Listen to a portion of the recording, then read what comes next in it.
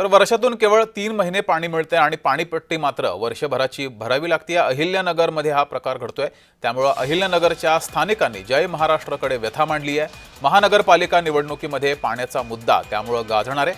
निवडणुकीच्या पार्श्वभूमीवर इच्छुकांकडून मतदारांच्या अपेक्षा विचारल्या गेल्या, त्यावेळेस मतदारांनी हा संताप व्यक्त केलाय। अहिल्यानगर शहरातील ज्येष्ठ नागरिकांच्या भावना जाणून घेतल्यात आमचे प्रतिनिधी गिरीश रासकर यांनी। पाहूयात।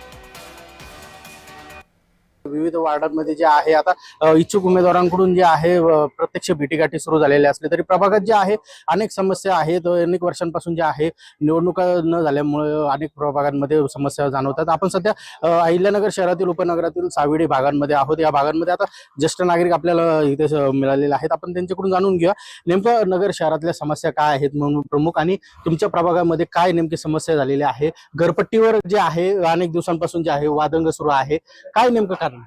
घरपट्टीचं पाहिलं तर आता चालू वर्षी जे महानगरपालिकेने नवीन कर रचना लागू केलेली आहे, ही नवीन कर रचना लागू केल्यानंतर त्याच्यामध्ये अवास्तव अशा प्रकारची वाढ केलेली आहे। घर मोजताना मोजमाप करताना त्याच्यामध्ये पॅसेज वगैरे सोडणं, त्याच्यानंतर संडास बाथरूम यासारख्या गोष्टी सोडणं, आणि त्या ठिकाणी घरमालक जे आहेत त्यांना त्या ठिकाणी अगोदर सूचना देऊन घराचं मोजमाप करतोय, कशा पद्धतीने मोजमाप करायला पाहिजे किंवा काय, तर हे कुठल्याही प्रकारे विश्वासात न घेता खाजगी संस्थेमार्फत त्यांनी जी मोजणी करून गेलेली आहे ते आम्हाला अमान्य आहे।